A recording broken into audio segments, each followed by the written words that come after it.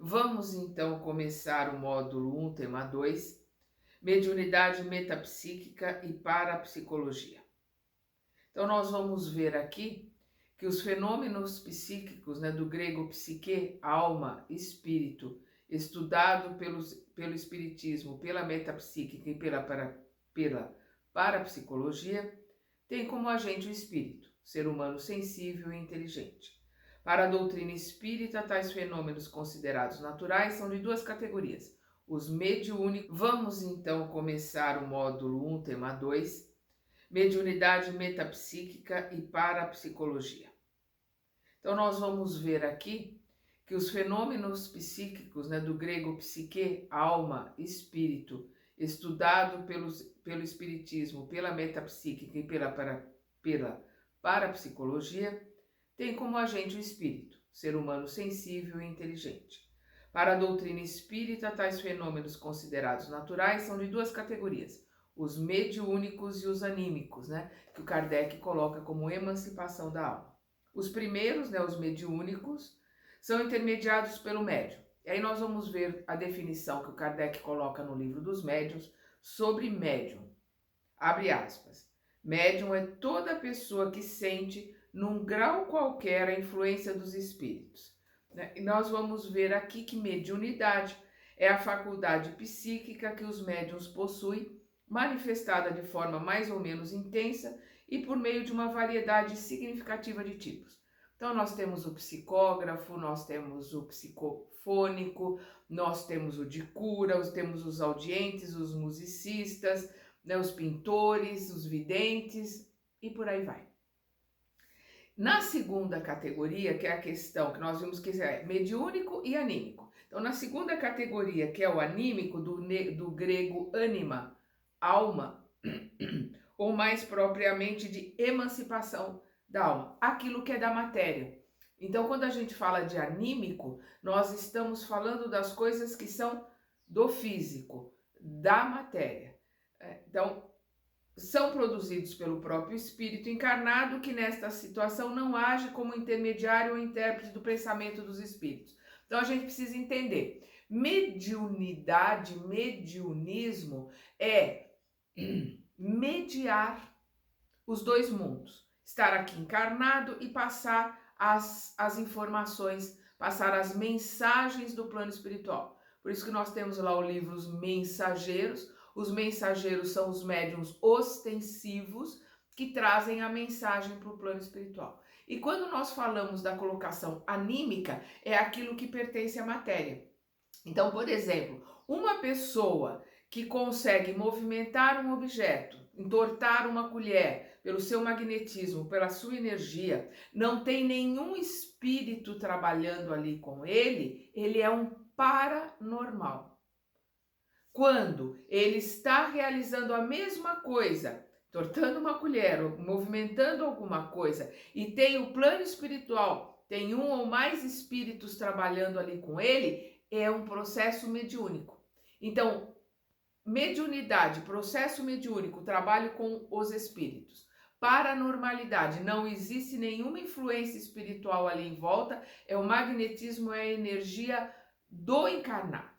Para a gente poder entender e poder também entender o animismo, porque infelizmente o animismo é muito mal colocado e de uma certa forma muito mal interpretado dentro das casas espíritas, porque nós vamos ver o médium às vezes num processo anímico e isso é necessário para o trabalho dele. Normalmente um médium quando começa o seu trabalho mediúnico, começa as suas primeiras manifestações mediúnicas dentro de uma casa espírita, essas manifestações são anímicas, são manifestações de encarnações passadas dele, que precisam ser trabalhadas e resolvidas. Então, se nós temos ali, na reunião mediúnica, um dirigente que tenha conhecimento e bagagem, médiuns trabalhando ali com conhecimento, com amorosidade, aquele que é clarividente, aquele doutrinador vai ver que não tem nenhum espírito ali. Ele vai perceber que é um processo anímico e vai ficar quieto. vai trabalhar aquele processo naquele médium até que o processo termine. Por quê? Porque aquele médium precisa trabalhar aqueles problemas, trabalhar aquela situação de uma vida anterior para depois ele começar o trabalho dele como médium. É muito diferente de mistificação, porque mistificação é desonestidade. É aquela pessoa que finge que está recebendo um espírito. É aquela pessoa que quer dar uma mensagem, não tem coragem, e aí ela finge e diz que é um espírito que está colocando. Que foi o que aconteceu entre os que não eram só hebreus, tinham muitos. O Moisés, ele libertou os escravos do Egito. Então, junto com os hebreus, vieram muitas outras raças, muitos outros que eram escravos. Ele libertou todos os escravos. E aí nós vamos ver que em Deuteronômio o Moisés proíbe a comunicação com os espíritos, porque eles estavam se utilizando dessa comunicação de uma forma mistificando, né? Enganando desonestamente. Então eles não tinham coragem de dizer para o Moisés aquilo que eles queriam falar, então eles colocavam que era o espírito de fulano, que era o espírito de ciclano que estava ali colocando a mensagem, aquilo estava criando muito problema para Moisés. Por isso que ele proibiu. Mas nós vamos ver que ele proibiu ali, né, no acampamento. E ele continua, nós vamos ver a reunião dos 70, né, que ele faz, que são os principais ali do grupo. Ele faz uma reunião mediúnica ali com eles para trocar ideia e trocar informação. Então ele proibiu ali no grupo, ele proibiu ali no acampamento para acabar com a mistificação. Então a gente precisa diferenciar animismo normal, que o médium precisa trabalhar, o grupo precisa trabalhar, o médium não percebe, o médium acha que é um espírito que está ali, porque ele está vendo uma pessoa diferente, com uma roupa diferente, numa situação completamente diferente. E o dirigente, aqueles que têm evidência, aqueles que têm mais sensibilidades, que estão em volta, veem que não tem nenhum espírito ali, que é um processo anímico. Mas isso tem que ser respeitado, isso tem que ser trabalhado. E aqui nós vamos ver um pedacinho, um trecho do livro Mecanismos da Mediunidade. Quando, partindo-se do princípio que todo ser humano é médium, o espírito André Luiz assim conceitua animismo. Isto é do livro Mecanismos da Mediunidade, ou Prática dos Fenômenos Anímicos. Abre aspas. Conjunto dos fenômenos psíquicos produzidos com a cooperação consciente ou inconsciente dos médiuns em ação. Então, quando a cooperação é inconsciente, é normal, tá ali trabalhado. Quando a cooperação é consciente, ou o médium está consciente, ele está colocando, não, eu sei que sou eu sei que é uma vivência minha, eu estou vendo isso, estou vendo isso, estou vendo aquilo. Ótimo. Ou é consciente, ele está querendo enganar todo mundo. Aí é falta de caráter. Aí é desonestidade. O processo e o trabalho dentro da reunião tem que ser completamente diferente, porque todo trabalho, toda reunião, todo grupo de pessoas tem que ser, não importa a religião, tem que ser baseado na confiança, na ética, no respeito, na fraternidade, na empatia e na honestidade. Senão, não tem futuro. Outro trecho do livro Mecanismos da Mediunidade. Temos aqui muitas ocorrências que podem repontar nos fenômenos mediúnicos de efeitos físicos ou de efeitos intelectuais. Então vamos lembrar de efeitos físicos, telecinesia, né? Mover coisas, psicografia não, cura, materialização, são efeitos físicos. Nós vamos lembrar que para materialização e para cura, o médium é um médium de efeito físico e ele vai trabalhar com o seu ectoplasma. Então, todos nós somos médiums, nós já vimos isso, já conversamos isso no nosso estudo passado. Todos nós somos médiums, mas tem aqueles que vêm para a Terra com o pediram e pediram muito para vir como médiums ostensivos, e isso vem no DNA. O seu corpo vem modificado para serem médiums ostensivos. Então, no caso do médium ostensivo, que de efeitos físicos, ele vai ter na sua mitocôndria uma produção maior de ectoplasma, na sua célula. Ele vai produzir mais ectoplasma do que um médium normal ostensivo ou de uma pessoa com uma mediunidade normal. Então, o plano espiritual vai usar esse ectoplasma para materializar, para fazer uma série de coisas, usa-se o ectoplasma, depois o ectoplasma volta para o médium, ele recebe esse ectoplasma de volta. Então, nós estamos falando de efeitos físicos. Os efeitos intelectuais, psicofonia, psicografia, clarividência, são os efeitos intelectuais. Então, voltando aqui.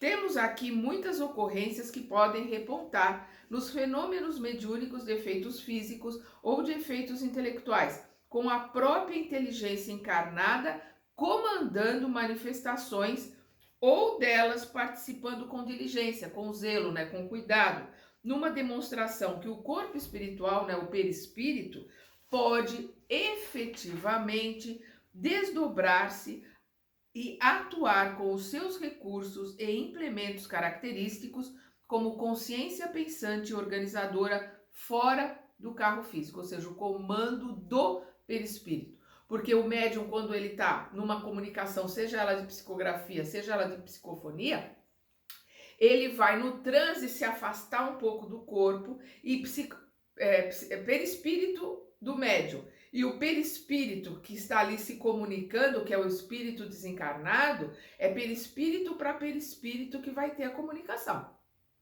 Então, é um perispírito que está aqui de um desencarnado e é o perispírito que está aqui de um encarnado que está comandando e é o encarnado, o espírito comandando esse perispírito. Vamos lembrar que é o perispírito que comanda o corpo. Comandando esse perispírito, é ele que vai comandar, é ele que vai dirigir essa comunicação. Então, ele está colocando aqui acerca de a consciência pensante organizadora fora do carro físico. Tanto do médium, porque ele está em transe, ele está com o seu perispírito afastado do corpo, mas principalmente do espírito comunicante, porque ali é o perispírito do espírito desencarnado que está trabalhando a comunicação. Aí depois nós vamos ver sobre a metapsíquica, que foi fundada por Charles Richer. Charles Richer nasceu em 1850, desencarnou em 1935. Ele recebeu o prêmio Nobel de medicina. Vamos lembrar aqui, vamos perceber aqui, que quando Kardec desencarnou em 1619, em 1869, eu troquei os números. O Kardec desencarnou em 1869, o Charles Richer tinha 19 anos. Mas nós vamos ver a dedicação e a obra do Charles Richer dentro do campo da doutrina, dentro do campo da filosofia e da ciência espírita. Então nós vamos ver aqui, ele ganhou o Prêmio Nobel de Medicina em 1913 como conclusão dos seus estudos com médiuns. O prêmio Nobel dele foi com os estudos com médiuns e, sobretudo, com pacientes obsediados, portadores de distúrbios mentais, conforme consta em sua obra Tratado de Metapsíquica. Richer definiu a metapsíquica como, abre aspas, ciência que tem por objeto a produção de fenômenos mecânicos ou psicológicos devidos a forças que parecem ser inteligentes ou a poderes desconhecidos, latentes, ocultos, na inteligência humana. E aí nós vamos ver que ele dividiu em duas, metapsíquica subjetiva e metapsíquica objetiva. A subjetiva abrange os fenômenos telecinéticos, que movem objetos, de efeitos físicos. E a metapsíquica objetiva são os intelectuais, ele vai trabalhar com a clarividência. Então vamos lá, metapsíquica subjetiva abrange os fenômenos telecinéticos, palavra derivada de telecinesia, do grego tele e kinese, mover à distância. Significa, abre aspas, capacidade de mover fisicamente um objeto com a força psíquica da mente, fazendo-o levitar, mover-se ou apenas ser abalado pela mente. Esses tipos de fenômenos, Aí nós vamos ver aqui que vão ser determinados pela parapsicologia como TK, telequinesis, ou PK, psicoquinesis. E aí nós vamos ver que atualmente, aqui quando a apostila, né, foi colocada, mas eu acredito que os países asiáticos e principalmente a União Soviética, e eu sei também de estudos, a gente vê muitas reportagens de estudos na Inglaterra, mas eles estão colocando aqui que atualmente a telecinesia é estudada de acordo com a metodologia científica, de forma que parapsicólogos e cientistas já obtiveram alguns bons resultados, como os estudos realizados na ex-União das Repúblicas Soviéticas, com uma dona de casa russa, Nina Kulagina, não sei se é assim que pronuncia o nome dela. Durante muitas décadas, ela foi estudada e testada por vários psicólogos e cientistas em geral, os quais concluíram que ela realmente possuía telecinese, né, a capacidade de mover coisas, além de outros poderes paranormais como clarividência, né, a capacidade de enxergar, né, de ver os espíritos. Nos estudos, registraram que quando Nina realizava telecinese, ela passava por mudanças físicas extremamente aceleradas e alteradas nos batimentos cardíacos, chegava a 240 por minuto, ondas cerebrais e campos eletromagnéticos, né? O batimento dela passava de 240 por minuto e aumentava muito as ondas cerebrais e o campo eletromagnético dela. Em 1990, enquanto ela realizava uma suposta demonstração telecinética, acabou morrendo por ataque cardíaco. E nós vamos ver que nos relatos dos estudos espíritas, né, nós tivemos vários cientistas, né, que no final do século XIX, começo do século XX, estudaram muitos médiuns e alguns morreram por desconhecimento das condições de como, né, se deve trabalhar e também do esforço que exige do corpo físico. Por isso Kardec deixou o Livro dos Médiuns. Por isso ele primeiro escreveu o Livro dos Espíritos, os Espíritos. Ele escreveu não, né? Ele compilou, ele juntou ali todas as respostas para trazer as informações. O segundo a ser publicado, o Livro dos Médiuns, o Livro dos Espíritos foi em 1857, a primeira edição abril de 1857. Em 1861 ele publica o Livro dos Médiuns. O Livro dos Médiuns é um manual para o médium poder se conhecer, poder se entender, poder trabalhar a sua mediunidade. Vamos lembrar André Luiz, que ele coloca que não existe nenhum desencarne igual ao outro, nenhum reencarne igual ao outro, nenhum médium igual ao outro. Nós somos diferentes e por sermos todos diferentes, as coisas acontecem de formas diferentes. Então, o manual, o Livro dos Médiuns, vai proporcionar ao médium a sua capacitação para poder se conhecer, conhecer a sua mediunidade e entender como ela processa e como ele trabalha. Perdão.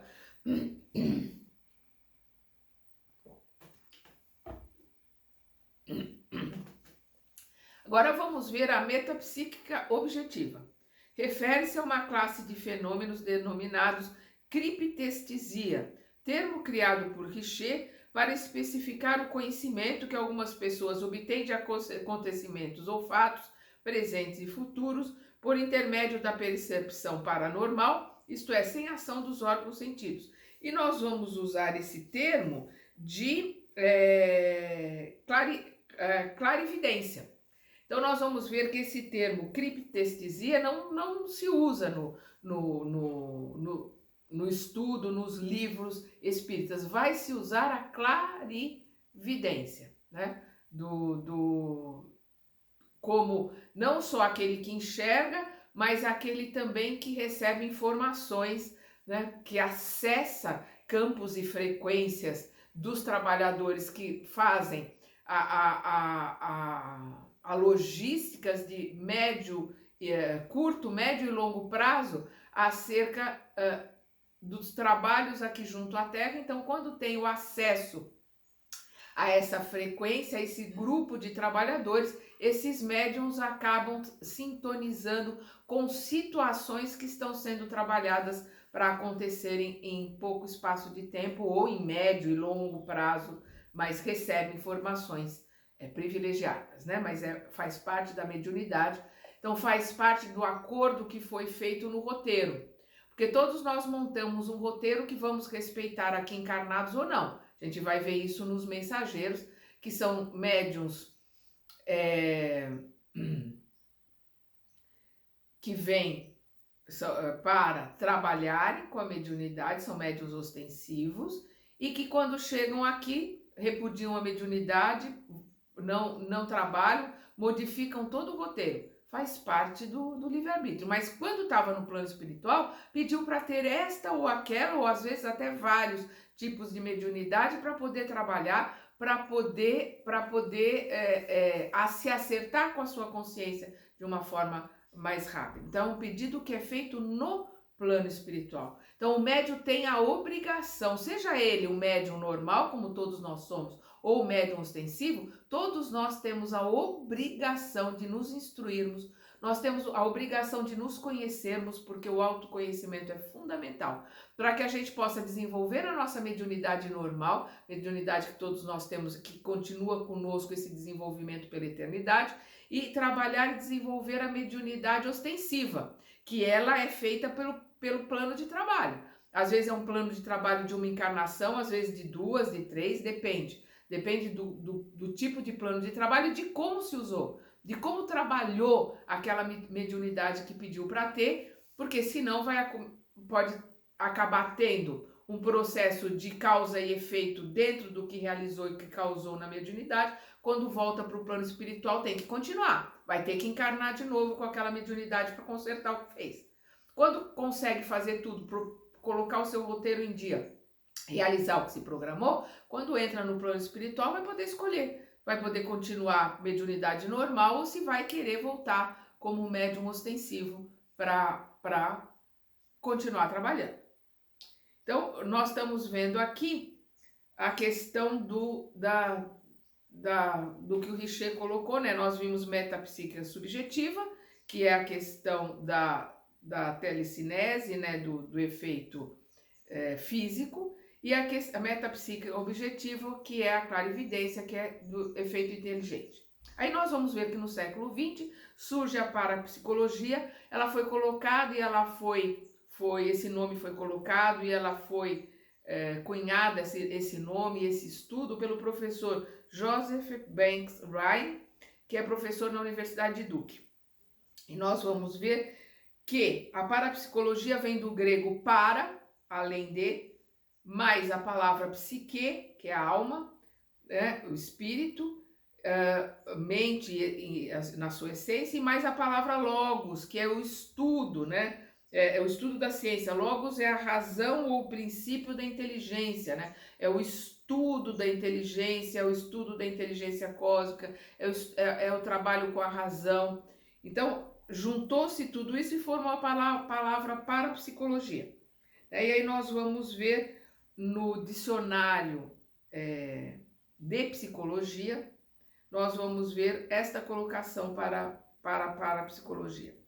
A experimentação científica de tais fenômenos paranormais teve início nos Estados Unidos em 1927, quando o professor Joseph Banks Ryan fundou o Instituto de Parapsicologia da Universidade de Duke, hoje Instituto Parapsicológico de Durham. Também não sei se é assim que se pronuncia. A parapsicologia é o campo da psicologia que investiga todos os fenômenos psicológicos que aparentemente não podem ser explicados em termos de leis ou princípios científicos naturais. Então aí ela estuda a clarividência, a telepatia, né, a telecinese, os efeitos poltergeist, tudo que acontece que não tem explicação, a parapsicologia vai lá estudar, vai lá trabalhar e ver se consegue cientificamente dar um norte, né? Dar uma explicação para o que está acontecendo. E aí nós vamos ver aqui que nesse sentido Heine apresentou a seguinte classificação considerada fundamental para o estudo e pesquisa do assunto, para o estudo da parapsicologia.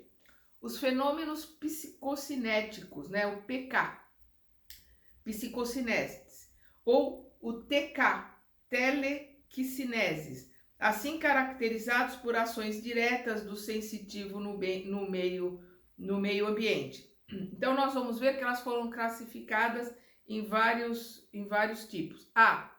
Telepatia, transmissão mental de pensamentos e emoções.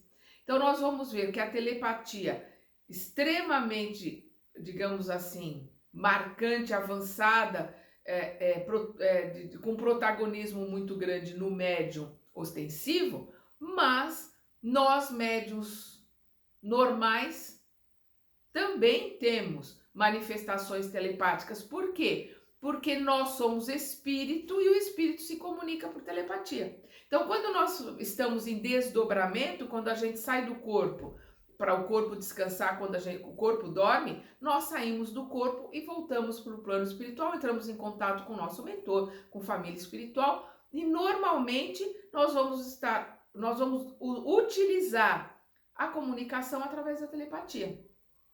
Então, nós temos muitos processos telepáticos, principalmente de pessoas que têm muita sintonia, né? Quando existe uma sintonia muito grande entre as pessoas, existem comunicações telepáticas, até com uma certa normalidade. No médium ostensivo, ela vai ser realmente um fenômeno, uma coisa mais marcante. Então, a telepatia, a transmissão mental do pensamento e emoções, a clarividência, visualização mental de coisas, acontecimentos, cenas e pessoas do mundo físico através de um corpo opaco ou à distância. Seria a dupla vista na classificação espírita. Então, nós vamos ver que dentro do estudo espiritista e dentro dos trabalhos mediúnicos, nós vamos utilizar sempre a dupla vista, né?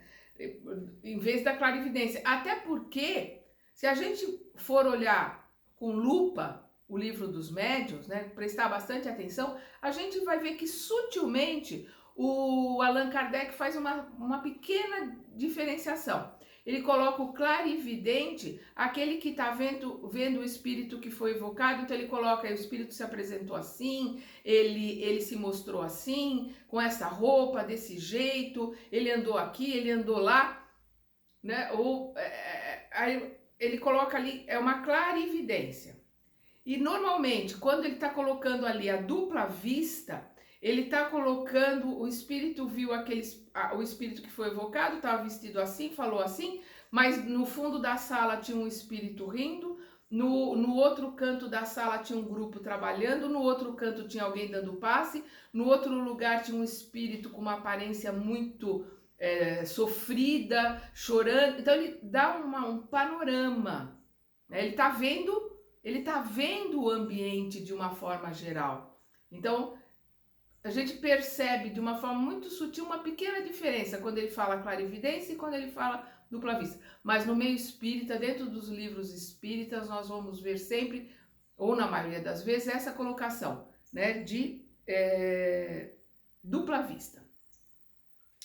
Clareaudiência, percepção de sons, ruídos, frases, música, vozes, etc., provenientes do plano físico e do extrafísico, não percebidos pelas demais pessoas. Então a gente precisa ver, o médium clareaudiente é aquele médium que escuta o que os outros não escutam. Ele escuta o espírito falando, ele fala, tem uma pessoa que diz que o nome dela é assim, assado, está escutando uma música, ou está escutando uma palestra. Ele tem o ouvido dele como a forma de comunicação, né, de receber a comunicação do plano espiritual. A gente precisa entender que a diferença, o clareaudiente, né, que tem clareaudiência, e a psicomatofonia, que é a voz direta. A voz direta é um efeito físico. É um médium de efeito físico que, através do ectoplasma, vai montar um mecanismo fonador e vai ter a voz direta. A voz direta todo mundo escuta. Então, quando é um médium de efeito físico, a voz direta todo mundo escuta. Quando é clareaudiência, só o médium escuta. Ele é clareaudiente, ele escuta. Não confundir com a voz direta. Como a pneumatofonia, essa é a pneumatofonia, a pneumatografia é a escrita direta. Então, a psicografia, o médium é usado ali de uma forma mecânica ou semimecânica ou intuitiva para escrever aquilo que o espírito está colocando. Né? Na pneumatografia, é colocado um papel e um lápis dentro de um envelope, quando abre tem coisas escritas lá, não precisou do médium. Então são coisas diferentes, né? Para ficar bem claro. Aí depois nós vamos ver aqui a precognição, previsão de acontecimentos futuros. Como nós estamos falando, que vai ser usado, a gente não vê precognição. São casos específicos que vai estar escrito, a gente vai acabar vendo nos livros como clarividência. Mas na realidade é precognição. Quando acessa esses campos, quando acessa esses grupos de trabalho, né, para médio e longo prazo e acaba prevendo coisas que vão acontecer. Existe uma capacitação que todos nós temos de acessar os nossos registros. Por quê? Como nós estávamos falando do roteiro, como nós montamos o nosso roteiro no plano espiritual, e quando nós estamos vivenciando esse roteiro, quando a gente volta para o plano espiritual, a gente está lá, nossa, eu não posso esquecer. Eu programei que com 40 anos eu passaria por essa situação. Ou eu programei um gatilho para me dar um alerta quando eu chegasse nos 50 ou quando eu chegasse nos 30. Então, a hora que volta para o corpo físico, né, para a vigília, no inconsciente vai estar aquela lembrança, vai estar aquela situação de ter lembrado, né, em desdobramento daquilo que estava no roteiro.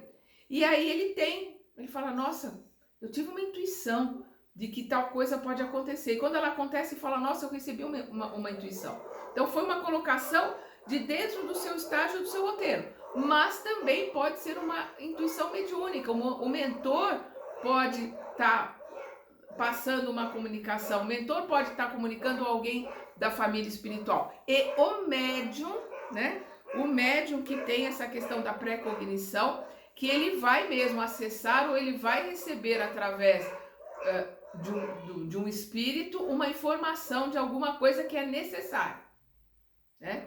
Aquilo que é necessário, que vai ser útil. E tem a retrocognição, relatos de acontecimentos ocorridos no passado, desconhecidos do sensitivo. Aí é uma capacidade que o sensitivo tem de acessar os registros que todos nós temos dos nossos sentimentos, dos nossos pensamentos, da nossa vida, como se fosse um filme, né? Como nós vamos ver nos mensageiros, um médium que vem com essa capacidade de retrocognição extremamente avançada, que ele olhava para a pessoa, ele sabia quem ela tinha sido, qual era o nome, em que época que ela viveu, quando nasceu, quando desencarnou. Então ele tinha um acesso a esses registros, que é o que os nossos irmãos asiáticos chamam de registros akáshicos. Nós vamos ver no livro Nosso Lar, a mãe do Lísias, a Laura, acessando os registros akáshicos, com a autorização do plano superior. Ela vai no horário livre de trabalho dela, ela vai, se eu não me engano, 1 hora ou 2 horas, que ela vai no lugar certo, não lembro agora o nome, onde ela tem os acessos só de um pequeno período, de 200 anos, se eu não me engano, que é para ela poder programar o seu roteiro para o reencarne que estava próximo, com esses registros, com as lembranças desses registros de vidas anteriores, para que a programação fique melhor. Então, só se tem acesso a esses registros com autorização, ou por se estar num outro nível, num outro patamar de elevação. E no caso aqui há médiuns que vêm, como eu coloquei dos mensageiros, que vêm com esse tipo de mediunidade de acessar esses registros. E tem a Psicocinesia. Hoje eu estou com trava-língua. Psicocinesia. Ação mental sobre objetos materiais localizados no plano físico, movimentando-os ou produzindo os efeitos, inclusive alteração de forma, né? Alterar a matéria, que são os que têm a psicocinesia muito avançada, porque todas as mediunidades, elas vão de 0, sei lá, a 1000 ou infinito, mas você vai ver o médium que consegue mover pequenos objetos, você vai ver médium que consegue ele mesmo se levantar até o teto, levantar uma mesa, levantar uma pessoa, né? Você vai ver médiums caminhando, ele consegue ter uma certa clarividência de coisas de um curtíssimo prazo ou de determinada coisa com alguém, e outros que conseguem ter uma clarividência de um período maior. Então, é sempre uma colocação diferente de médium para médium. Por isso, todos nós, médiums ostensivos ou não, temos que nos conhecer.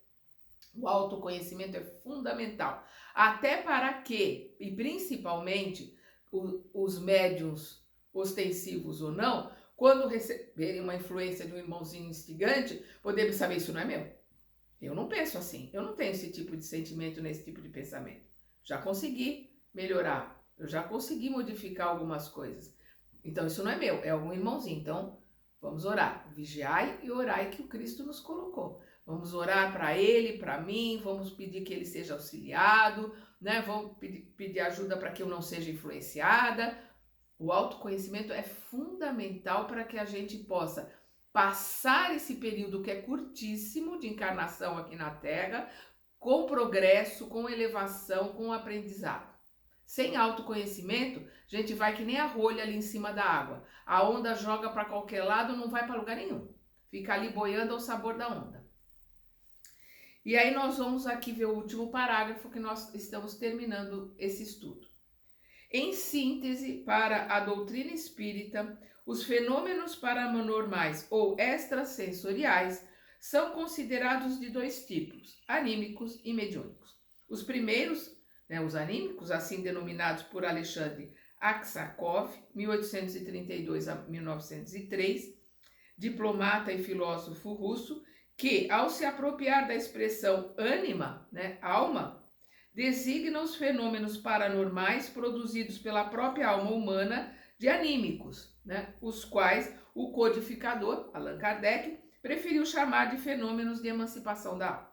Os segundos, que são os mediúnicos, originalmente designados por Allan Kardec, indicam a faculdade inerente, aquilo que vem com a pessoa, pertence à pessoa, as pessoas de se comunicarem com seres extracorpóreos.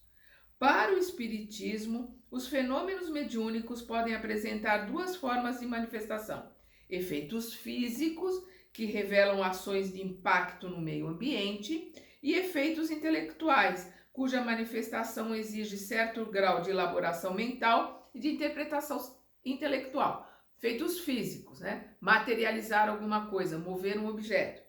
De efeitos intelectuais, clarividência, clareaudiência, psicofonia, psicografia. Ele exige a interpretação do médium, o entendimento do médium para que aquilo seja realizado, por isso que é de efeito intelectual. Contudo, importa assinalar a prática espírita manifestada na forma do mediunismo e do animismo. Fundamenta-se necessariamente nos parâmetros de moralidade expressos no Evangelho de Jesus.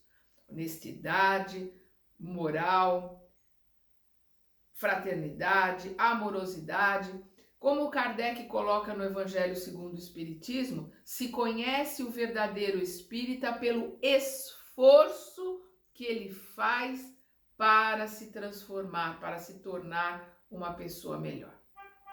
Então, nós temos que realizar um grande esforço, com muita disciplina, com muita perseverança, para podermos sermos um dia verdadeiros espíritas. Eu falo por mim, sermos um dia verdadeiros espíritas, porque é pela transformação moral, pela disciplina e o empenho na nossa modificação, na nossa reforma íntima, que nós seremos reconhecidos como espíritas verdadeiros espíritas. Não estamos falando de crença, nem de religião. Nós estamos falando de uma doutrina, de uma ciência e de uma filosofia.